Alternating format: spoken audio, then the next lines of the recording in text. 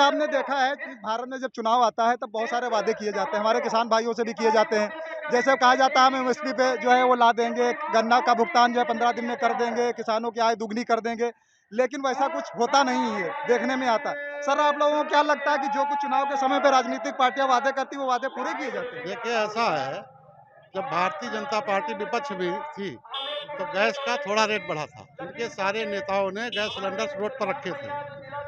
इसी तरह से कोई भी वादा हो, कोई भी पार्टी हो, केवल चुनाव के समय किसानों को बरगला करके वोट ले लेते हैं, लेकिन कोई भी पार्टी अपने वादे पूरे नहीं करती है। चाहे जो पार्टी हो, कोई ज़रूरी नहीं है। जितनी भी पार्टी आज तक सरकार में आई हैं, किसानों की समस्याओं का समाधान नहीं किया।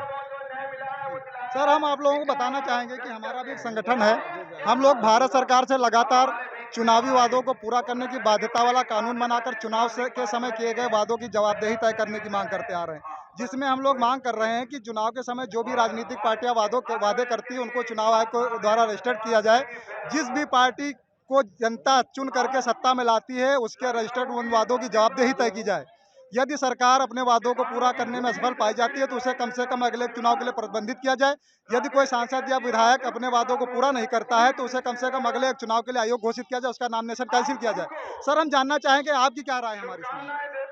भाई किसान तो अपनी रोजी-रोटी की बात कर रहा है। जब सारी राजनीतिक पार्टियां एक ही काम कर रही है, तो कौन कानून बनाएगा इसका? इसका कौन कानून बनाएगा कि जो वादा पूरा नहीं करेगा उसका चुनाव रद्द हो जाएगा?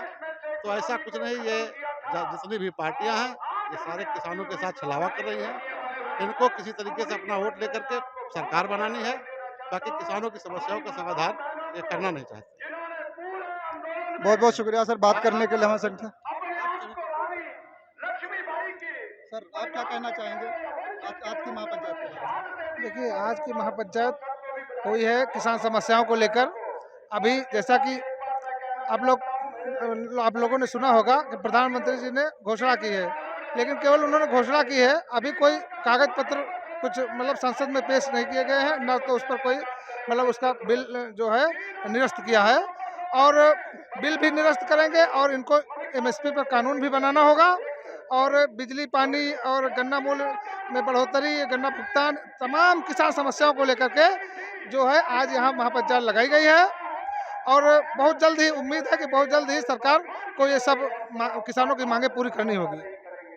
बहुत बहुत शुक्रिया हमारे चैनल से बात करने के लिए, धन्यवाद।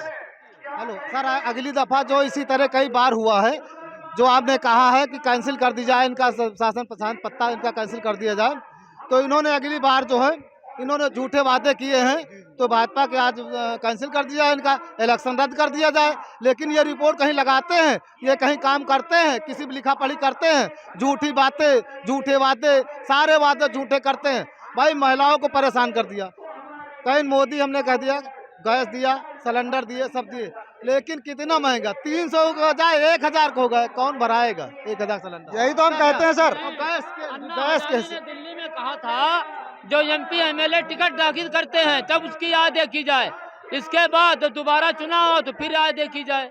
ये संपत्ति अपार कहाँ से आती है?